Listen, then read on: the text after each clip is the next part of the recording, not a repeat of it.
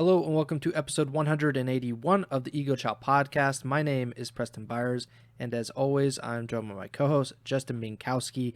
And on today's episode, we are covering the CDL All-Star teams. We are making our picks for the two All-Star teams, and we are also selecting our awards for the 2025 CDL season, both legitimate and not legitimate, because some of these are definitely not CDL approved, but we're going to go through some of them. I hope this is going to be a pretty fun episode.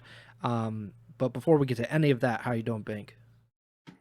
Doing all right. Looking forward to this. This should be a fun one, like you said. I generally have a good time doing this. I think, you know, sort of like last year going into it, I have a pretty good idea of what I want to do, especially for the All-Star team. But maybe after we talk about it, it'll look a little different. So I'm excited to see what you think, and anybody watching or anybody in the comments after the show too. Leave your thoughts for your own personal awards for anything that we give, and maybe we'll be able to share some of the comments and whatnot on the next episode. If it's not while we're live now, should be a good time though. Yeah, of course. And if you want to go and look back at, well, I'll cover them as we go through this episode, but if you want to go back and look at our picks for some of these awards before the season began, you can go back to episode 135. So we are, almost 50 episodes past that. Yeah, so that was episode 135. That was in December. And we covered, we didn't cover All-Star team, but we did pick our MVP, Rookie of the Year, and most improved player / comeback player, first roster change, all that good stuff. So we'll go through it on this episode as well. But if you just wanted to kind of cite back, then you can do that episode 135.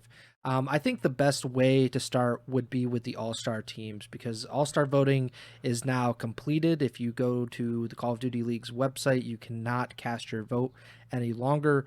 But the way that All-Star teams work in the CDL is that there are 2 spots for assault rifle players and 2 spots for SMG players on each of the 2 teams. So there's the first team comprised of 4 players, and then the second team comprised of 4 players as well.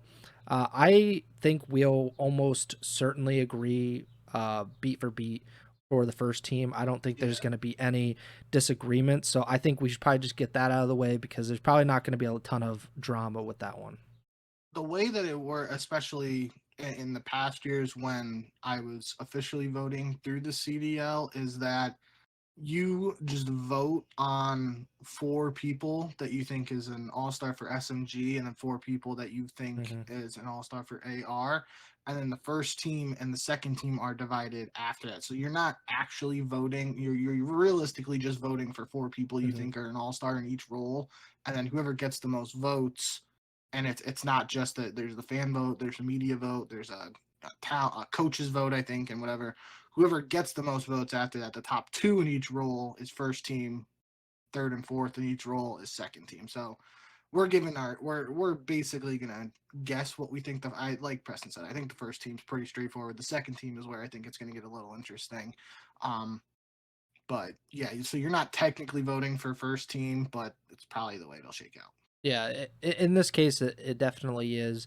The first team that I picked, Scrap and Celium, Simp and Hydra. That's the 2 AR, 2 SMG split. I don't think there's going to be too much disagreement on that. Is there any case for any other player to replace one of these 4?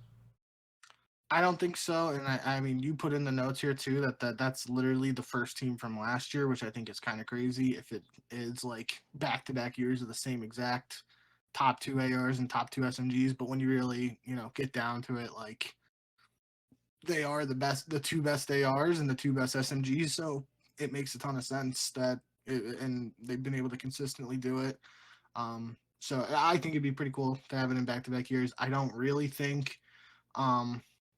There's anyone that jumps off the page to me to replace them, especially given the, not for All Stars versus MVP. In my mind, I think All Stars you can be a little more lenient in voting for someone who might not have the championships to back up like the individual stats. I think MVP. I think, at least in my personal opinion, that the championship plus the stats have to be there when we're looking at like number one MVP. All-Star, I think you look at like MLB All-Stars, they have to have some at least one representative from every team. That's not possible here since there's only 8 All-Stars, but I think you can be a little more lenient. But at the end of the day, like these two guys have been in each role really. The Scrap and Cell have been the two best ARs. They both have 2 tournament championships this year. They both have tournament MVPs. Then Simp and Hydra, they both have the championship. Simp has a tournament MVP. Hydra doesn't, just because Scrap has gotten it both at both of LAT's wins. But I don't think anyone would let that sway them from not voting Hydra an All-Star. Yeah, and I think it should be noted that there are 2 FaZe, 2 LAT people on this first team. Each of these teams have 2 titles as well. Like you said, there is some kind of leniency or some kind of you can almost forgive a team's performance or a player's team results in the All-Star teams, but it's also like these are probably the 4 best players in the world regardless of AR, SMG, and these are probably the top 4. We'll get there, but usually like going into a season, this is probably the top 4 for most people for MVP as well. Like if you were just to make a preseason MVP ballot, they're probably going to be among the at least top 5, if not top 4. The second team is where it gets interesting, and I had a really hard time at least finishing the second team. So I think, and interrupt me or call me out if I'm wrong. I think the ARs and like the 2 of these players are like pretty easy to pick. I would say Ghosty and Draza would be on the second team, and then the SMGs is where I get caught up. Do you think Ghosty and Draza are worthy of the second team for you? So I think the SMGs is extremely straightforward, and I had Okay. the hardest time with the 2 ARs, but I also went with Draza and Ghosty. I kind of like, I looked at the overall KD numbers on Breaking Point, shout out Breaking Point, and for the ARs, like Draza has a 1.03 KD overall, Ghosty has a 1.04. There really isn't anybody above them who Mm-hmm. like really stands out. Rancor is at a 1.05, Geo is at a 1.05, and Dashi is at a 1.04. So they're literally like Yeah, right there. within very close in terms of overall KD. The only one that jumps out is Super, who has a 1.09. But again, as we've talked about before, like, smaller sample size for him.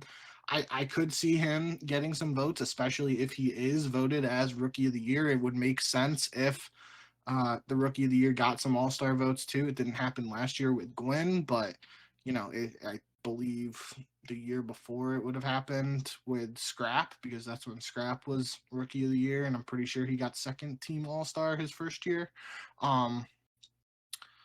So yeah, I could, in my mind, the SMGs, I guess, just jumping ahead a little bit, the SMGs, Joe Deceives and Neptune, I've been pretty vocal about this from, the midpoint of the season. I think Joe Deceives is 100% slam dunk, second team All-Star, just the way he played this year.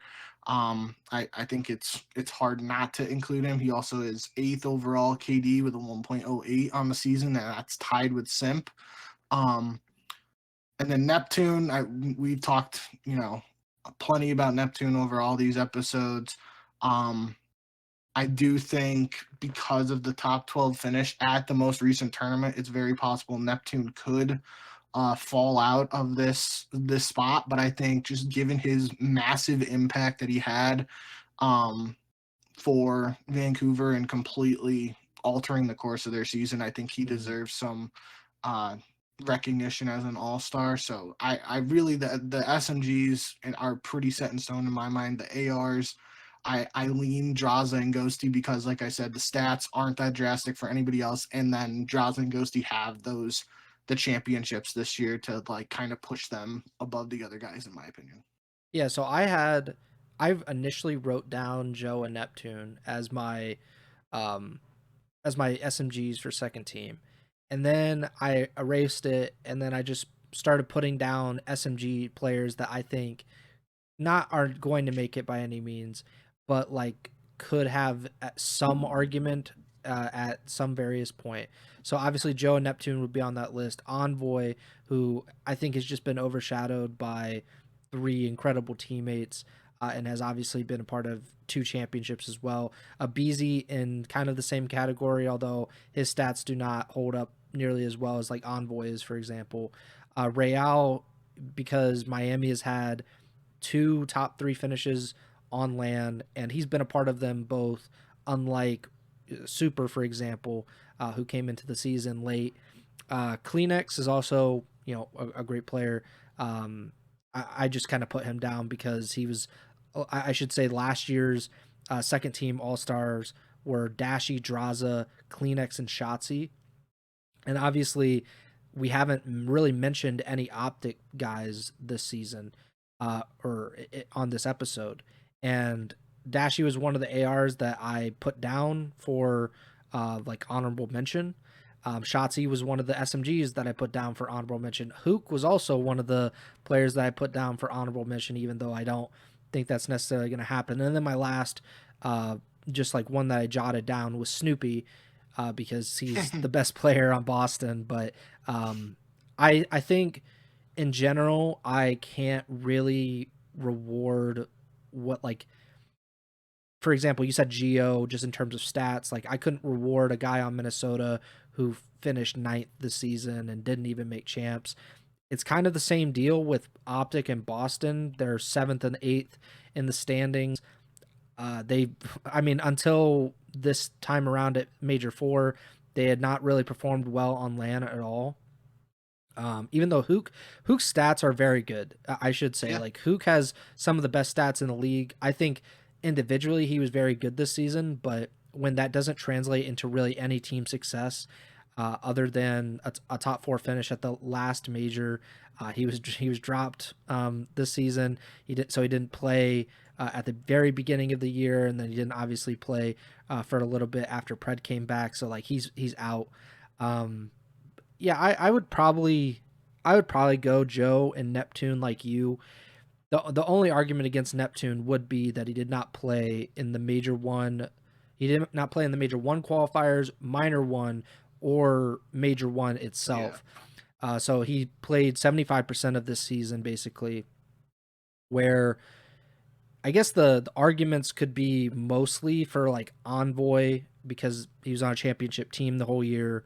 Abizi, same thing. Um, I don't know if you could really make an argument for Real or Kleenex, but those would probably be the closest contenders. But yeah, I'd probably go with Neptune and Joe on the SMGs. So you said something. I know you didn't mean it like directly, like for Geo specifically. Mm. If there were if Geo had a 1.25 KD Yeah, the and was like Octane. yeah, like leagues above, and the team doesn't make champs, I think that can give you grounds for getting some all-star votes, and obviously, especially if the stats support it. I mean, there was even There was the attach um thing a few years ago where he was. and Pred and MW2, I think, had like a 1.22 KD, and Yeah. because I think that was the first or second year I actually voted, and I was like, the team's not that good, but Pred's numbers are, you just Mhm. can't ignore them. So like if that was the case here, I think that's a different conversation. But that's just, especially from an AR perspective, that's not how I view it. I think a lot of these guys outside of scrap and selling are pretty close statistically. So the championships for the LAT and ATL guys push them over the edge. But the other aspect of it that I think, I even mentioned it last year when ironically we were kind of pushing for Ghosty to Yeah. get that, like, the fourth and final AR spot. Um, the optic fan vote, I'm pretty sure, like, Shotzi was number 2 SMG. I don't remember. The CDL actually did a good job of posting after the fact, A breakdown. like the breakdown. Yeah, I'm pretty sure Shotzi was like far and away like one of the most popular in terms of the fan vote. Um, and I think that could skew this second team.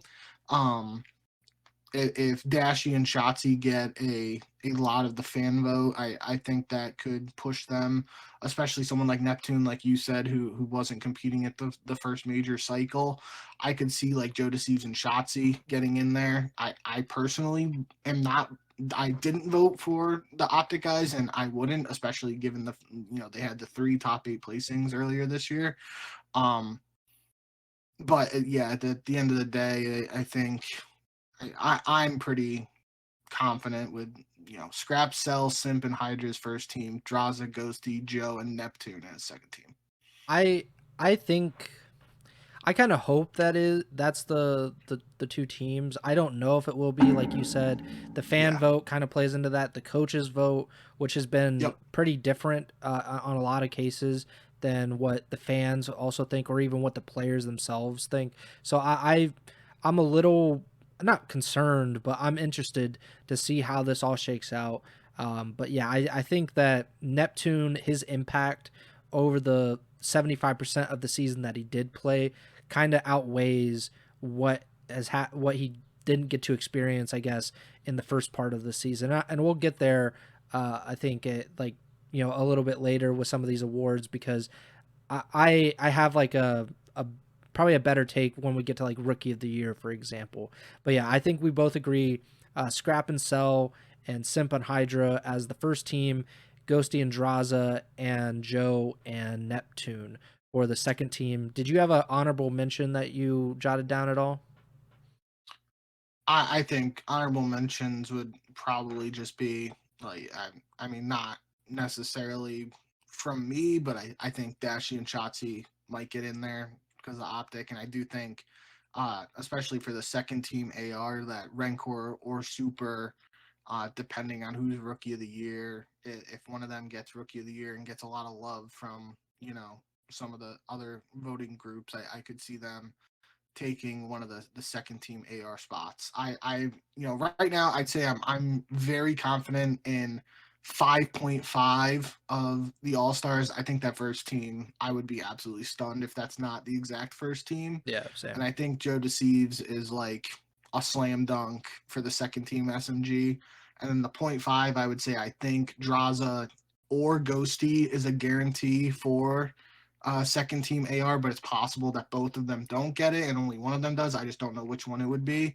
Um, so that's where my head's at right now with these All Star teams. I am interested. I think, um, hopefully the CDL does the breakdowns and stuff again, because it will be interesting to see like if I can't remember exactly how it went down last year, but I feel like there was like, especially maybe it was with Kleenex, because I was pretty vocal about wanting Kleenex to be an all-star last year, and I think it was interesting to see like the breakdown of like the coaches valued Kleenex if I remember correctly, but then like you had the fan vote where Shotzi was just you know basically very high up there because of the popularity and stuff. So it is interesting to see how this all balance out.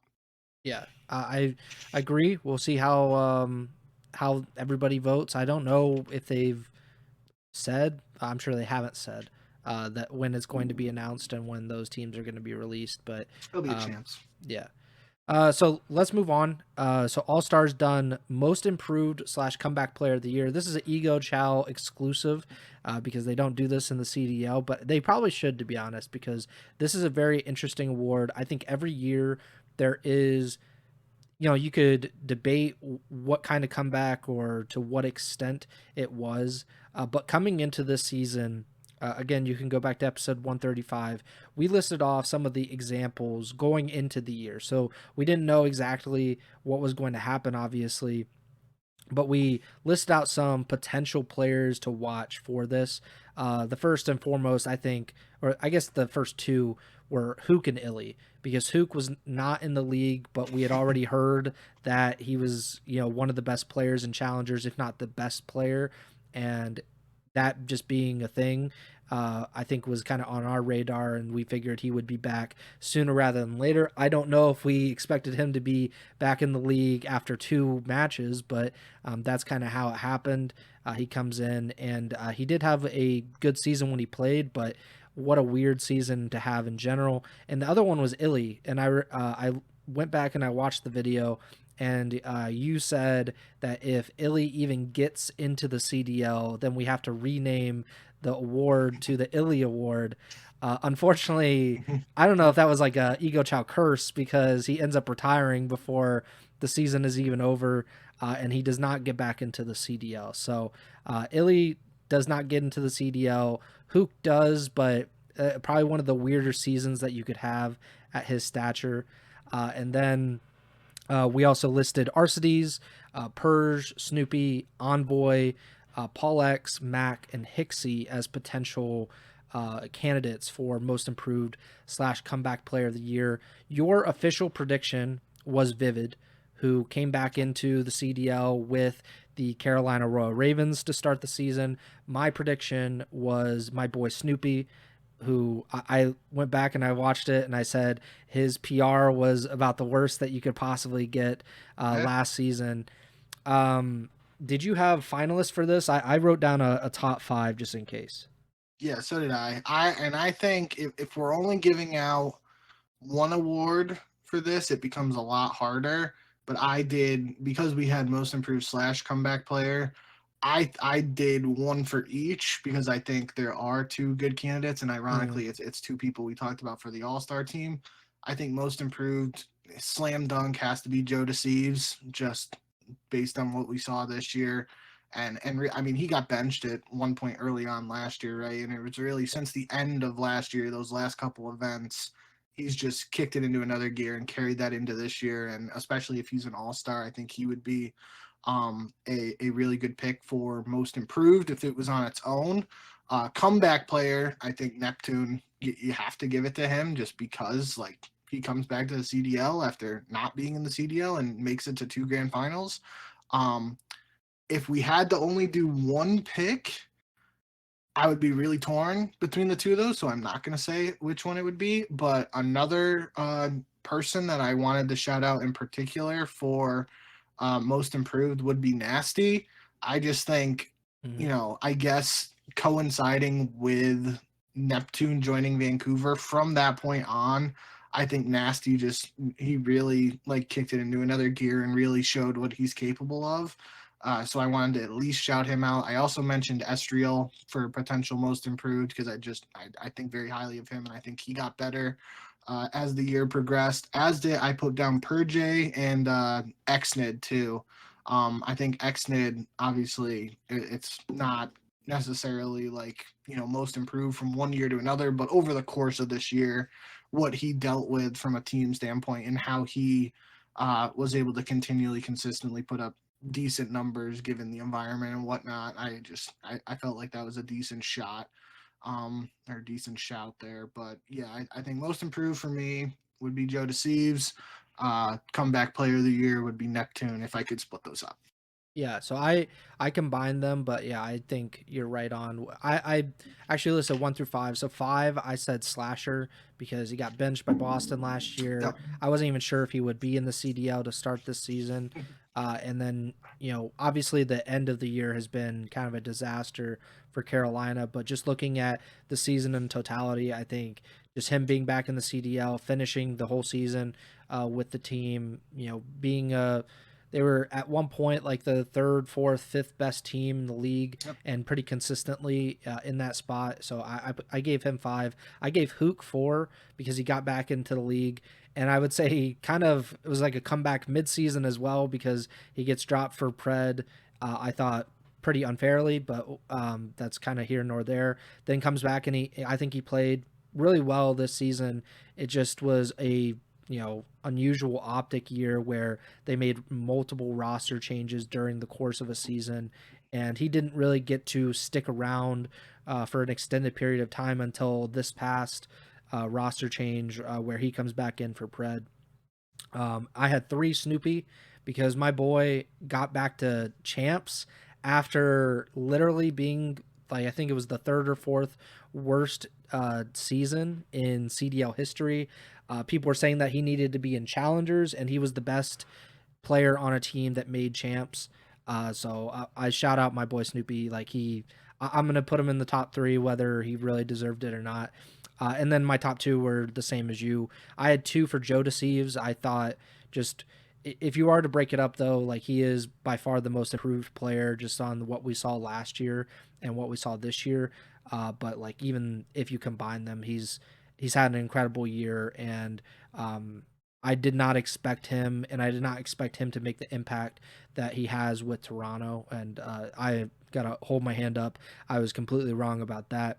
And then number one, of course, is Neptune. Like if you're just gonna do a comeback player of the year, he is who could Yeah. possibly like he might be the comeback player of the decade. Like I haven't seen this kind of thing happen probably ever, where a guy comes in mid-season, someone that we actually know about and has been in the CDL before, and he has the impact that Neptune has had with Vancouver, even though the end of the season was not ideal. Like if you're just looking at it from a complete, since he came in from Major 2, they made it to back-to-back major grand finals. They made it to the minor grand finals. They were in the top 3 in both of our opinions for the best teams in the game at one point, and they still, to me, are championship contenders going into this event. So I would definitely give him this award, regardless if it was combined or split up into most improved comeback.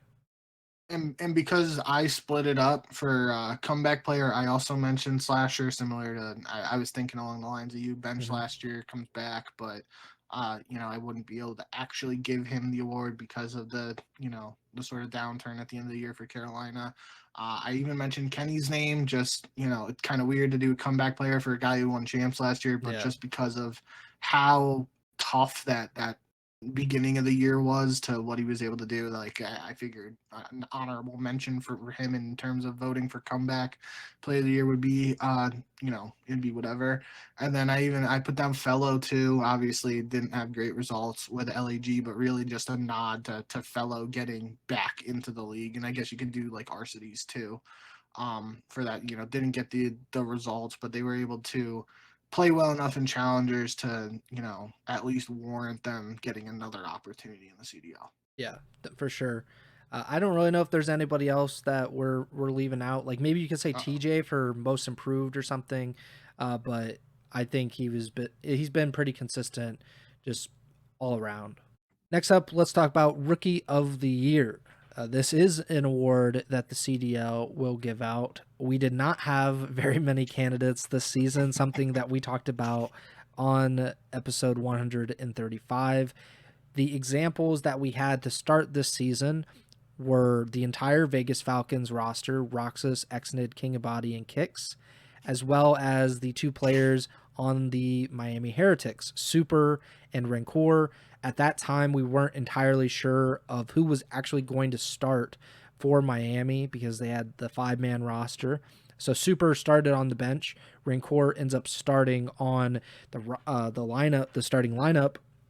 And then we also gave another option. I said you could pick one of these 6, or you could pick someone not in the CDL. It didn't need to technically be anyone specific, but it was mostly these 6 versus the field.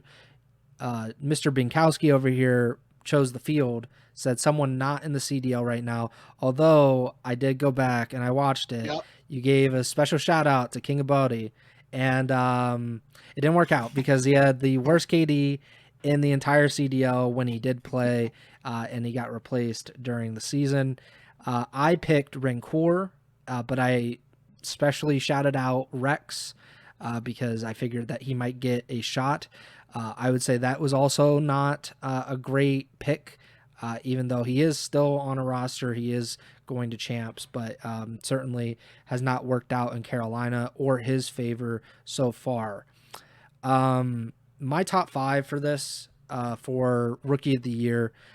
So I think it's a really tough award because I would say most of these players, or I guess none of these players were on a championship team, right? Because there were only 4 championships at the majors, and FaZe and LAT won all of them. No rookies on either of those teams. And then in a few of these, cases, their teams were just really, really bad as well. And it's really hard to kind of see how valuable or how good they are when the rest of the team is so bad. But I went number 5, Lunars. who came into LAG after, I believe, Major 1. He finished the season on LAG. We talked about it. One of the worst CDL teams of all time. His rookie season just immediately went down the drain. It felt like there was a lot of hype for him, and it just did not pan out in the way that we thought it would, or anyone thought it would, I'm sure. But I'll give him a shout out at 5. 4, I went with Exnid because he was on Vegas the entire season. I think he performed pretty well, all things considered, with how bad that team was. Lunars, I think, had about as many wins as Exnid did, which so they're kind of tied in that respect. And then I give the edge to Exnid because he'd been on the team a little bit longer, and I think his stats might have been a little bit better, but I don't think it was like a huge difference either way. 3, I think, could be controversial because he has not played very much. But 3, I went with Mercules because so Exnid and Lunars were on teams way longer than him, and he had way more success in basically 5 weeks than anybody or than Exnid and Lunars did in 5 months, basically. So Mercules goes and gets, I believe, top 3 at Major 3 with Toronto. Gets top 4 at Major 4 with Optic. He wins 2 qualifying matches, so he almost matches Exnid's entire season total in 3 weeks in the qualifiers. So I went with Mercules at 3. I could not move him any higher than that, though, because he was only around for so little time. And then my top 2, the Miami Heretics boys, I went with Rancor for number 1 and Super for number 2. I've told you, and I've explained this on the podcast, why I would probably do this in general. Super came in before the Major 3 qualifiers, if I'm not mistaken. He substituted for 1 match for medals, I believe, during the Major 2 qualifiers, and then he came in full-time before Major 3. And he's been the best rookie this season, like over a long stretch of time. Mercules is probably like the highest ceiling at this moment, but it's also been 4 to 5 weeks. Super's been doing this for a few months now, and he deserves a lot of credit. He's been incredible. Had he played the whole season or close to it, I would have definitely given him Rookie of the Year. But Rancor has been there since day 1 of this season. He has a top 3 finish, an extra top 3 finish at a major that Super does not, which is probably the big determining factor, because after that, it did not seem to work out for Miami in the qualifiers. So I'll go with Rancor and Super for 1 and 2. How does your top 5 or your finalists match up with mine? Basically, bar for bar. I put Rex / Lunars at 5 because I really just was like, you wanted a top 5, and I was like, I'll just do that. I'd Exnid at 4.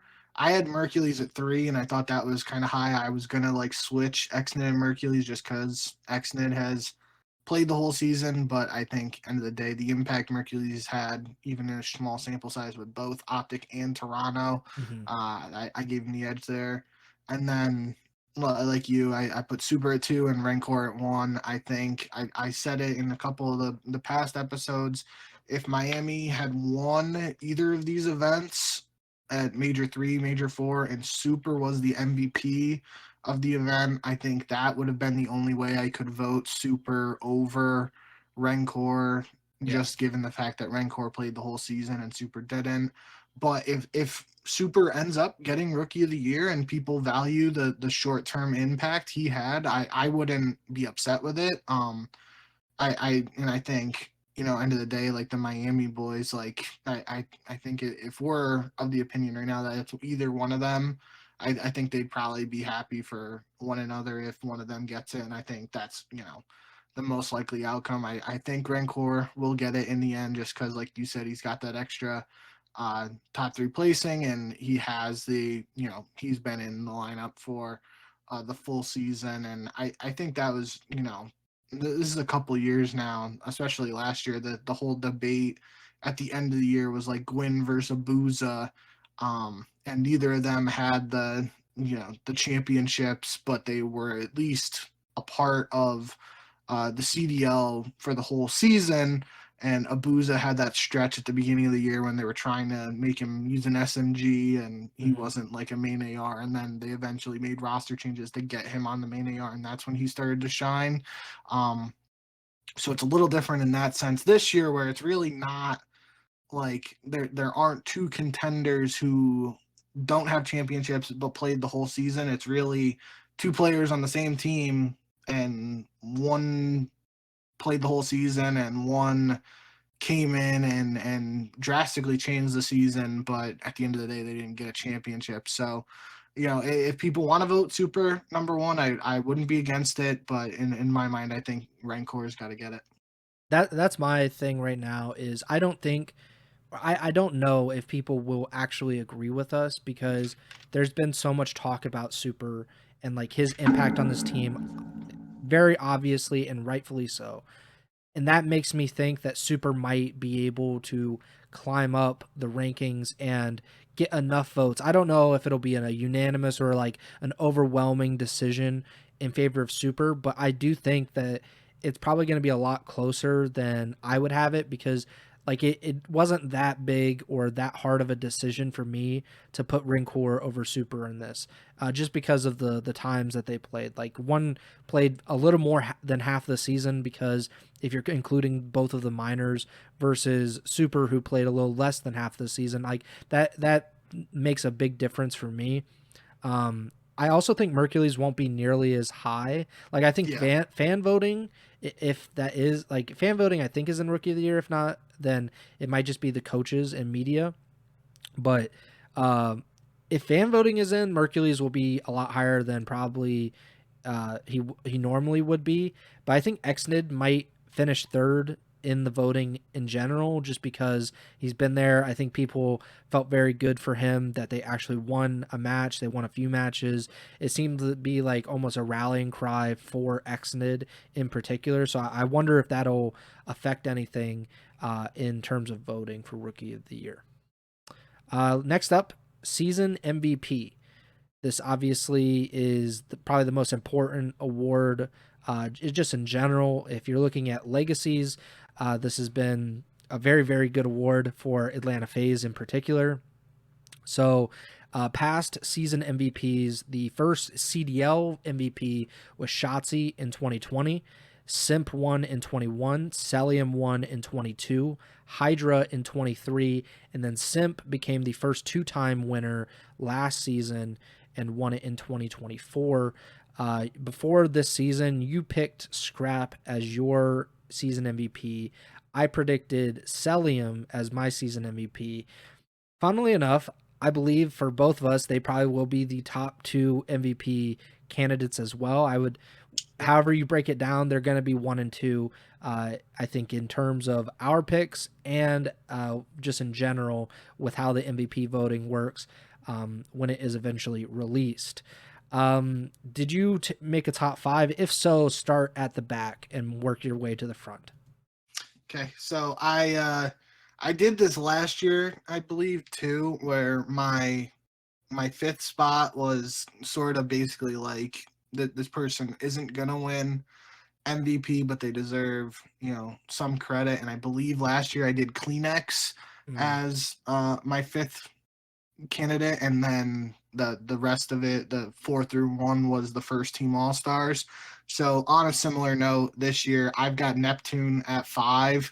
Don't think Neptune is the actual MVP. We've had this conversation on a couple of podcasts now, just the impact he had turning Vancouver's season around. He gets, I don't think he wins the award, but if he gets like 5th place MVP votes, it's kind of like, just like a special nod. I guess it's not gonna move the needle much, and I don't think realistically anyone could be the actual MVP outside of the 4 people above him. So like the 5th spot is kind of just like whatever in my mind, but yeah, I feel like Neptune did enough to, at least get a nod and a vote in my mind.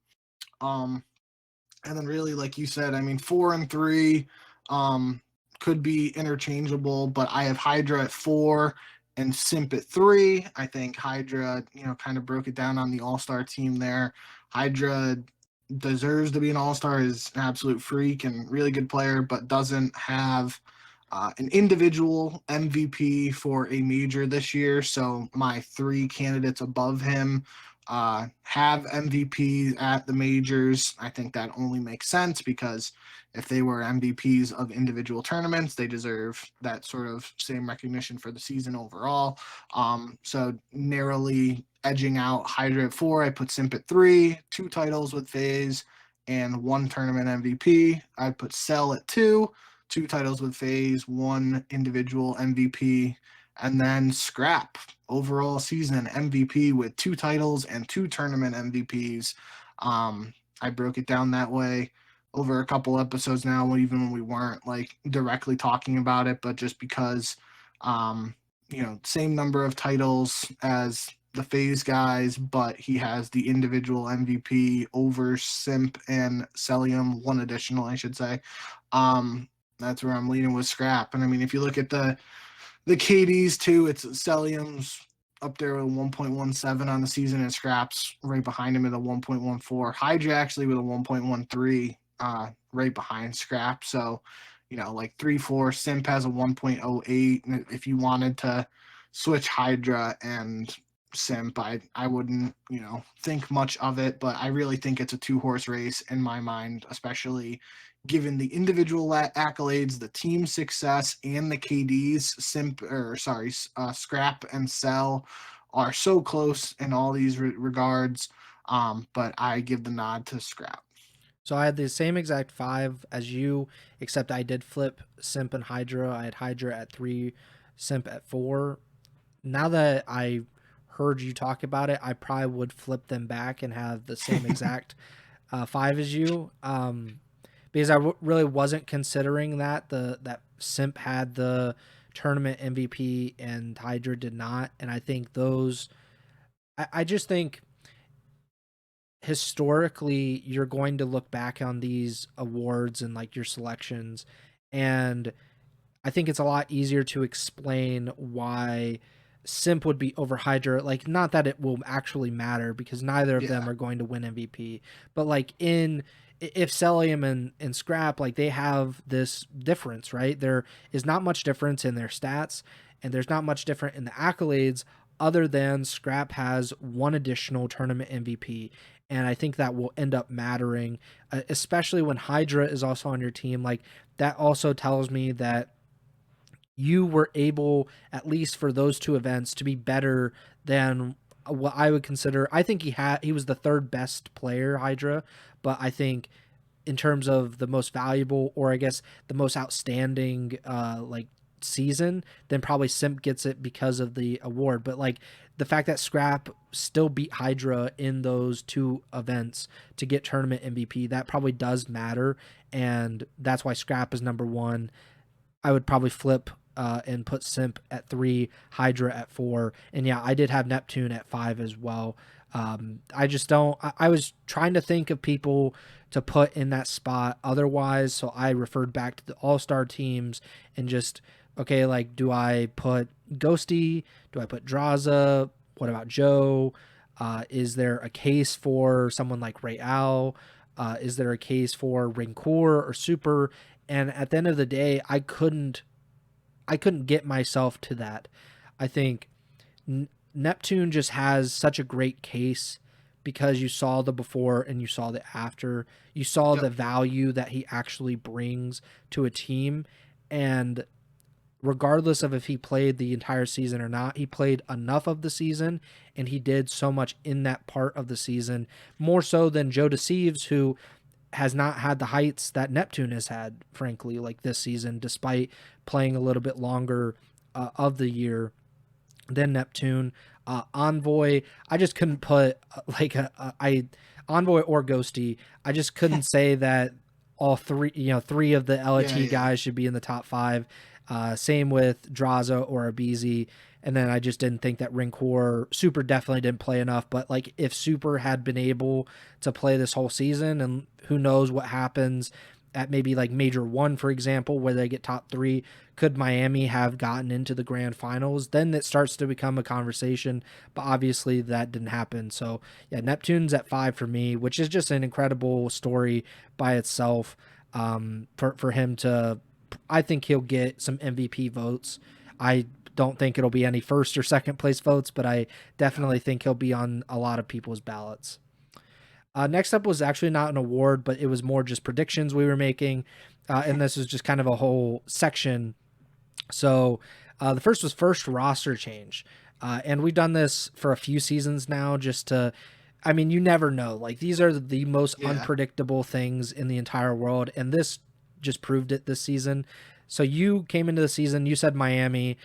Because they had the 5-man roster, there was always the possibility that like last season, Miami did this where they made an early roster change. I believe Eric Boom either came in or came out. I can't remember exactly. He came in for Journey. Yeah, so they did that pretty earlier in the year, and then obviously that probably would have been we thought that could have been the case. I ended up going with Toronto. I was zagging, I think, just to be a little bit different because I did believe that Miami could be the first team, but I also did not believe that Toronto would be as good as they have been this year. They did not make a roster change. I'm not considering Mercules filling in for Beans at all. So they did not make a roster change at all. So credit to them. They're, the fourth or fifth best team in the league this entire season. In reality, the team that did make the first roster change they would literally have been the last pick.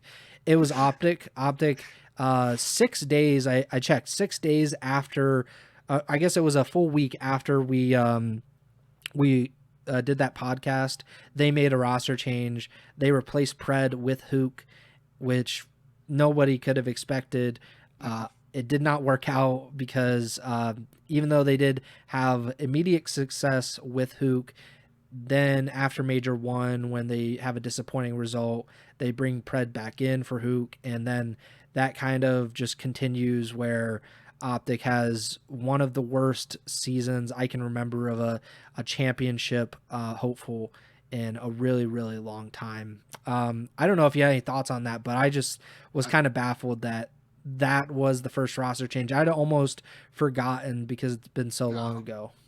I hadn't forgotten, but if either of us had predicted Optic, the team that had just won champs, to make the first roster change of the season, and we were actually right, there would have been some pretty serious accusations of like time traveling or like something going on that was like, how the hell did you guys get this? So there was no universe where we were ever getting this right, but I think that's fun. I mean, there's some other ones coming up here that we'll rattle off for just predictions and whatnot. It's pretty funny to look back. Even like my King of Body special shout out for Rookie of the Year. Like, it's fun to look back on these and see what actually happened. Yeah, this one was probably the easiest to predict. The Paris Legion Memorial Award winner. This is the last place team at the end of the CDL regular season.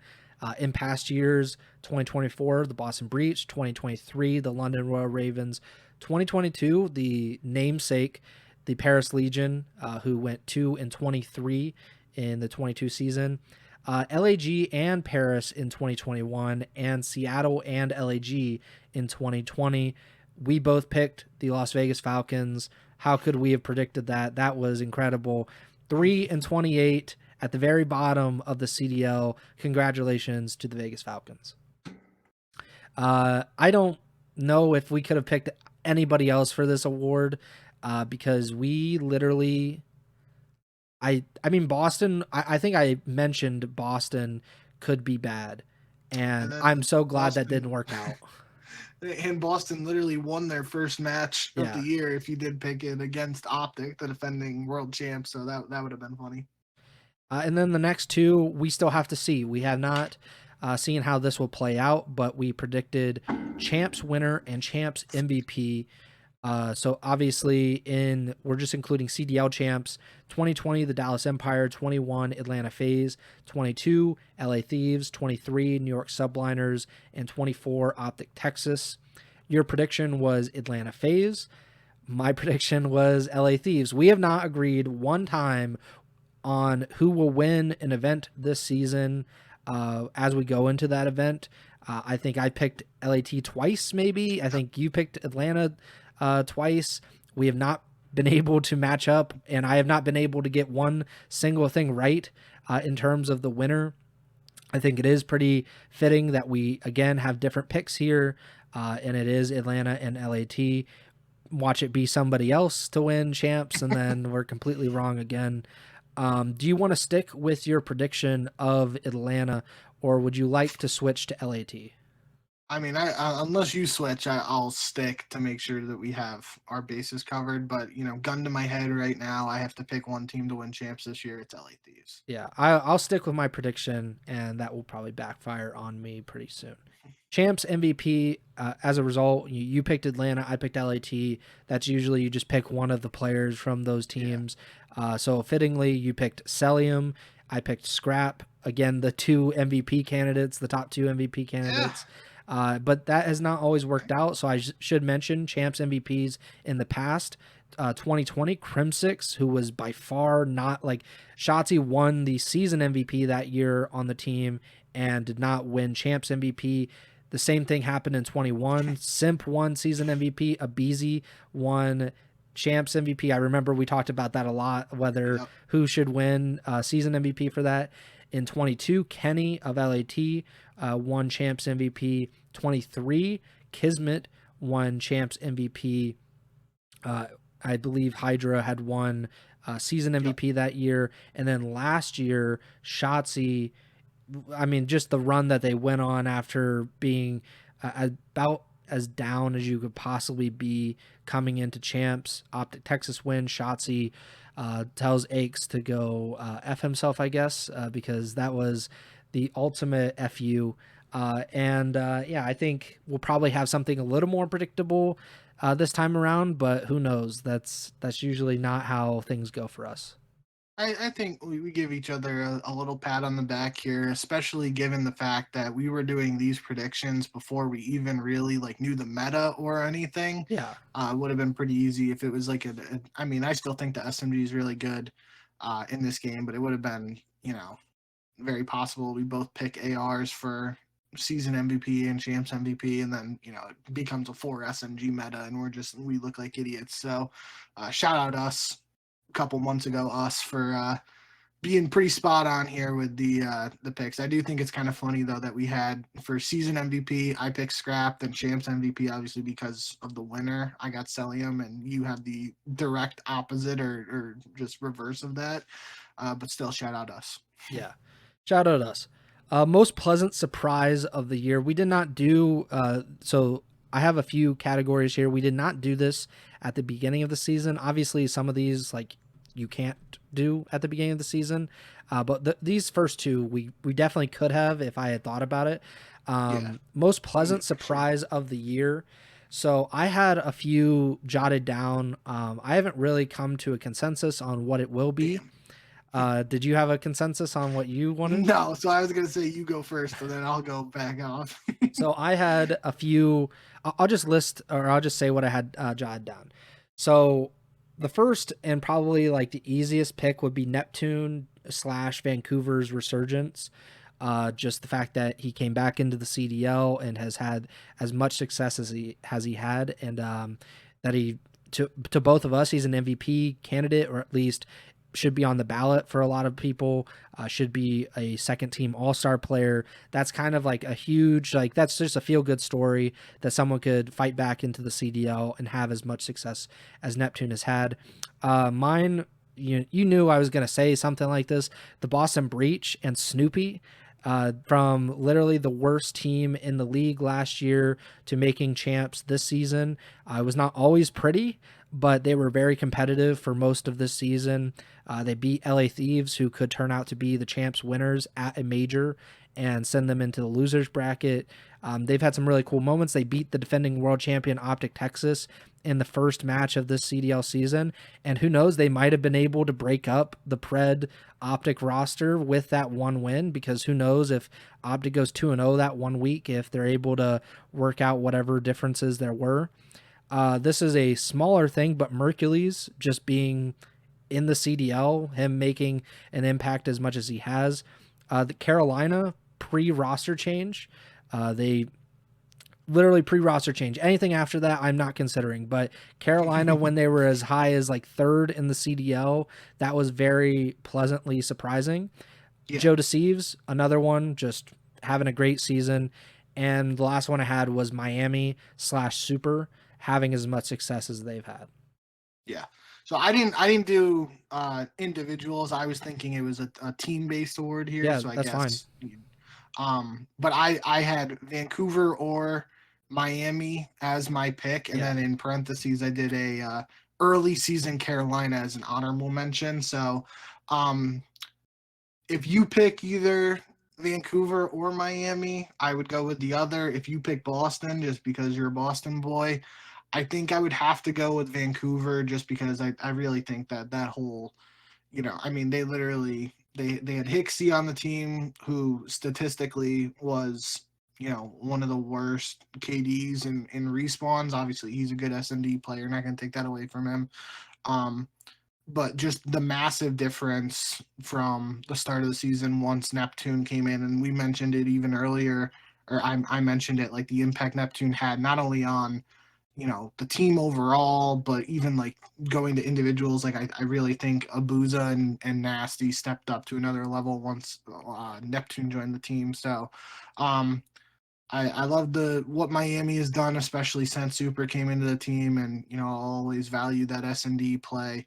But I'll just lock in most pleasant surprise of the year for me is Vancouver after Neptune joins the team, Miami, and like you, pre-roster change / very very early season Carolina as my honorable mentions. Yeah, I was actually going to lean toward Miami, so I'll go with them. Cool. I'll lock that in. Miami and Super coming in and being as impactful as pretty much any player in the league over the last 2 months has just been incredible. The fact that they have what we consider to be the 2 top rookies this season, at least in terms of voting. I think if you just looked at it, Mercules is probably like the most promising and most hyped rookie, but in terms of voting, they're probably going to be the top 2 rookies. And that's just setting themselves up for a lot of success in the future, hopefully, because Real was somebody who we consider for Rookie of the Year last season. Now they have 2 great rookies this season in Super and Rancor. Who knows? Like, they're able to win. I said it on the last time, or maybe it was 2 episodes ago now, but I think they're the only team to beat Atlanta and LAT on land this year. So who knows? Sky's the limit, seems like, for Miami. Biggest disappointment of the year, not to be a downer or anything, but I jotted down a few things. C9 New York is one of them for sure. I think we both had, I not like championship, like I don't think they were going to be a top 2, top 3 team, but definitely thought they would be at champs, and they finished 10th this year. They were not very competitive in a lot of events. I think the highest placing they had was top 6. Even on land, so not great for C9. LAG, I thought they had much, much more potential. Thought they would at least be competing for a champ spot, and in turn they win 5 games or 5 matches, I believe, this year. So just a horrible season for LAG. Optic, the defending world champions, barely making champs, or I guess not barely because they had a really good Major 4, but like the fact that they went into Major 4 and it was kind of up in the air whether they would make it or not was horrible. All of the roster changes that they made this season, definitely the most directionless that Optic has seemed in a really long time. And then Carolina post roster change would also be my biggest, one of the biggest disappointments. I don't believe that they finished above top 12 at any major with Rex. Granted, he had like 1 week's practice going into Major 3, but then they just didn't really do anything in the Major 4 qualifiers. They finished top 12, if I'm not mistaken, at Major 4 as well. And they have little to no momentum going into champs, which was very surprising considering where they were earlier in the season. So I also had Black Ops 6, which was like just this game. You've said that you haven't really played it all this year. The complaints have been copious among the players, especially with the patch stuff that's been coming out over the last month or so.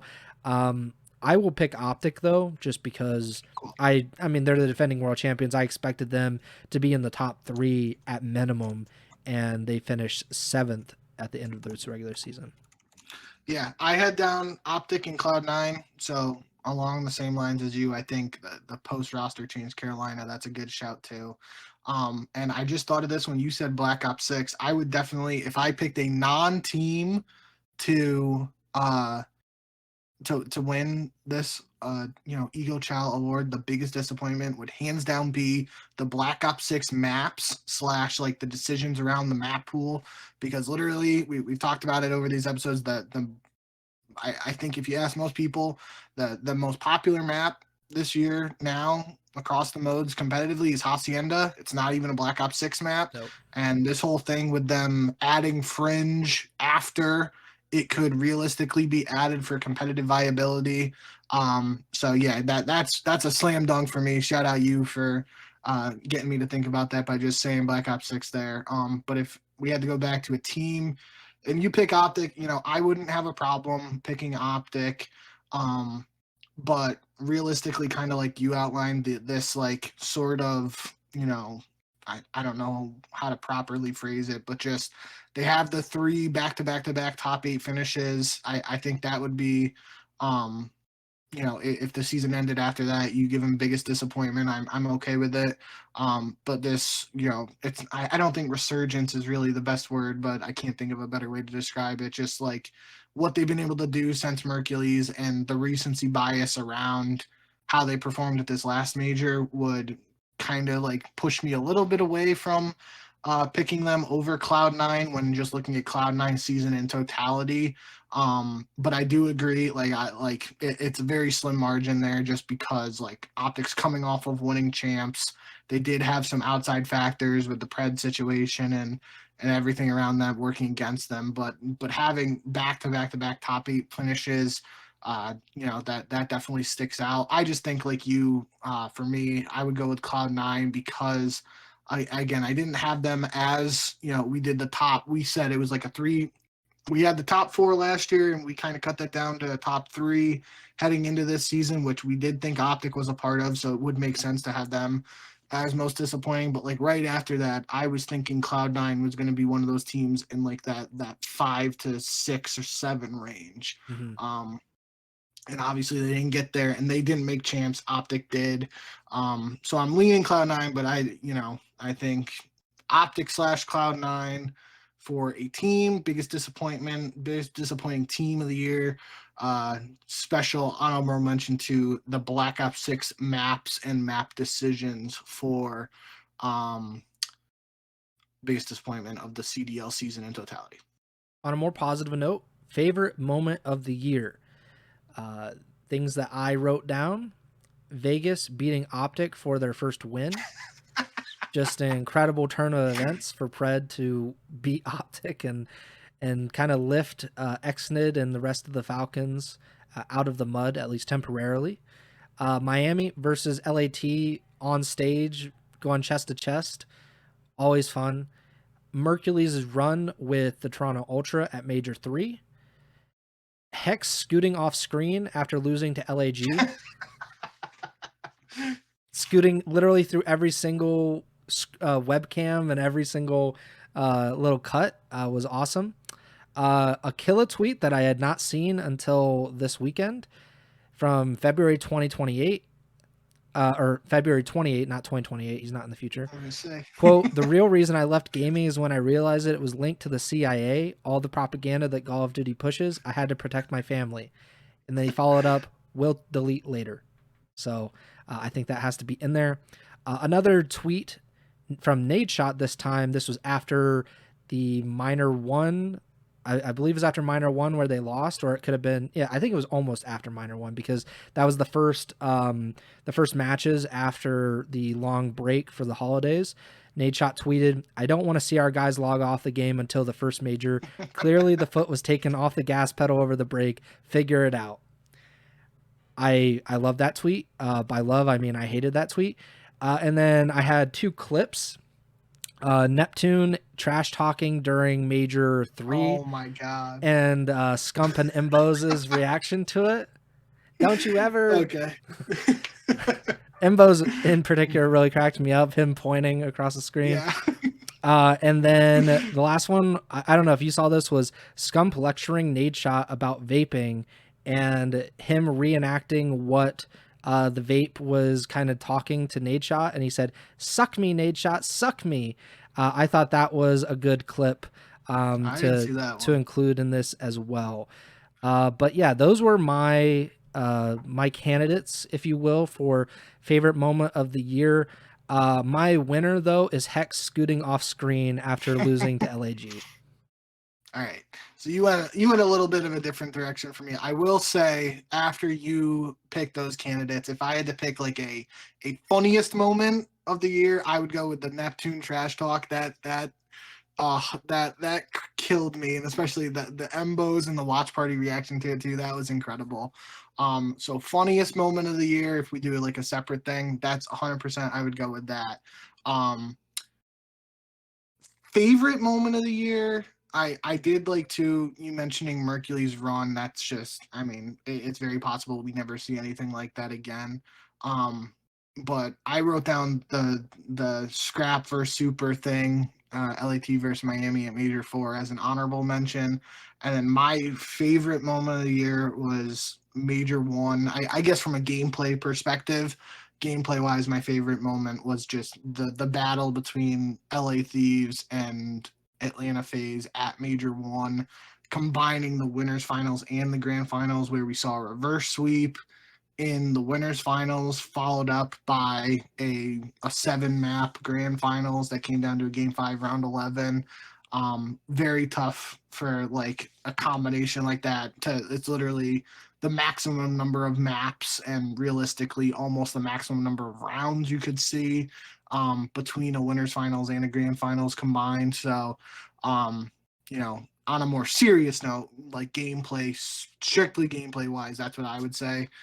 That combination for Major 1 of LA Thieves versus Atlanta FaZe. But definitely the Neptune trash talk. I'm glad you mentioned that because I forgot about that, honestly, and that killed me.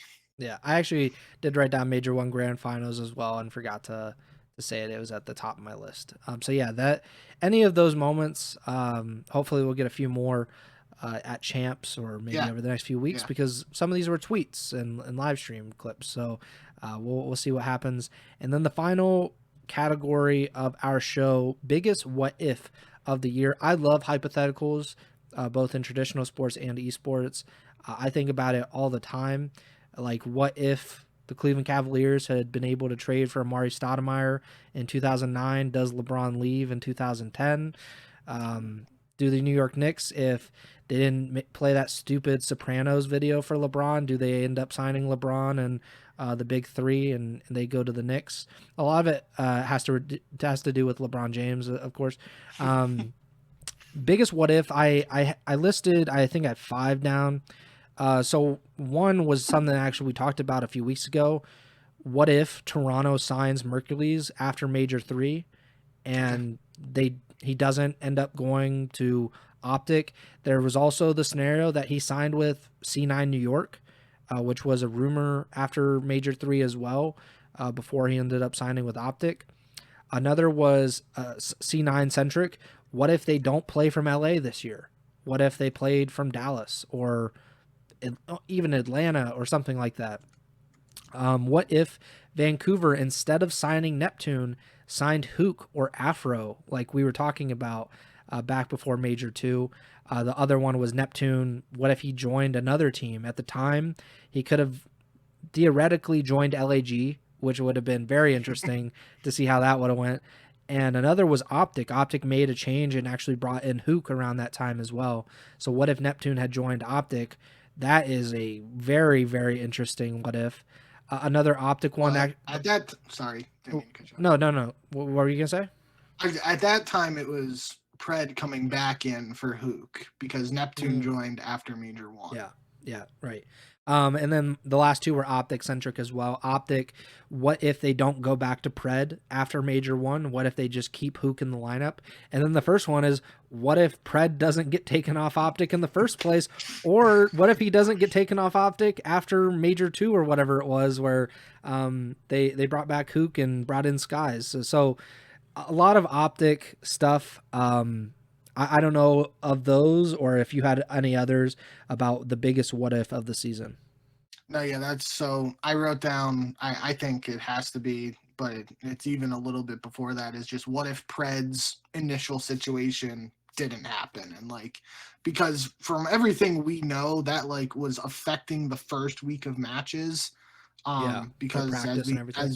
as we outlined, like they made the first roster change by bringing Hook in for Pred. Pred, steps away, goes back home to Australia, I believe, and all that. So my thing, I mean, that's the champs winning roster. So just in my head, what if that doesn't happen at all? The dynasty, or not dynasty, can't call it dynasty. The champs winning roster from 2024 sticks on Optic, because that trickles down to where does Hook go?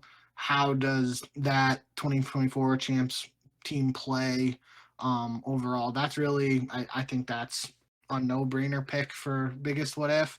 But one I just thought about when you mentioned LAG, there were those rumors during the negotiations in the offseason between LAT and stuff that Gentlemates was trying to swoop in and get um, either the duo of Hydra and Scrap, or Hydra, Scrap, and Envoy, and then plus somebody else. So another big what if, I guess, is just what if the LAT super team doesn't sign with Thieves and goes to Gentlemates / LAG instead. Um, Obviously, Gentlemates had a as you outlined, a pretty rough season this year, but it could literally like what does, I think, this is all hypothetical at this point, but if LAT missed out on getting Scrap, Envoy, and Hydra, I feel like Ghosty would have stayed with LAT. So it would be a very big question of like who would, maybe Linz is the fourth guy on that Gentlemate squad. I mean, Linz, Hydra. No, that doesn't make sense. It would have to be another AR. Maybe Envoy plays an AR. I don't know. But then what does LAT's roster look like? And is that a case of like Gentlemates is winning these championships and LAT isn't it champs? Like that's a pretty big what if that I just thought of.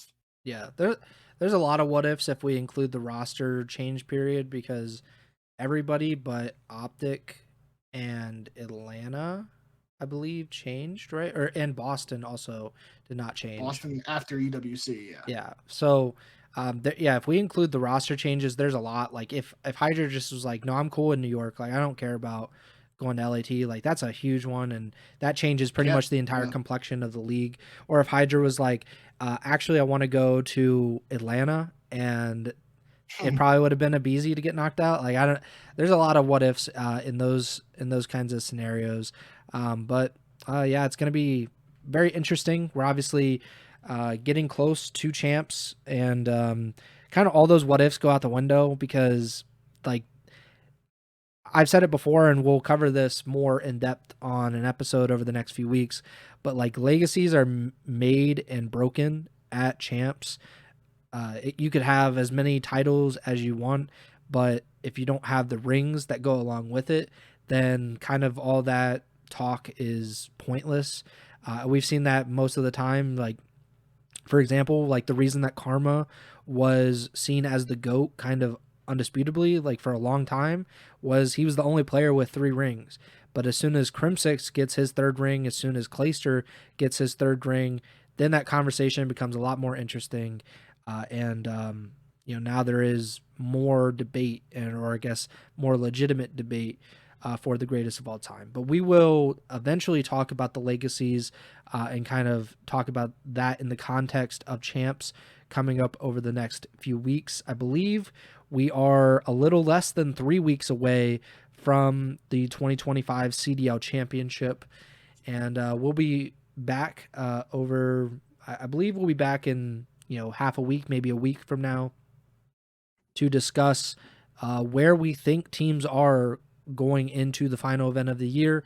It's been a while since we did our power rankings / tier lists. I don't think we've done one since like Major 2, I was maybe. gonna say it's either after Major 2 or during Major 2. Even I don't think we did one for. Maybe we did one Major 3 qualifiers, but that would absolutely be like the last time. Yeah, so it's been several months since then. A lot has changed since we last did them, but we will do them on the next episode of the Ego Chall Podcast. We appreciate you sticking around. We hope that you enjoyed today's episode. Please like, subscribe, or follow the podcast feed wherever you're listening or watching on. We're on Apple Podcasts, Spotify, Amazon Music, and YouTube. Please subscribe to the YouTube channel. We've had daily videos there for the last week and a half and continue to hope to continue to do that for the foreseeable future.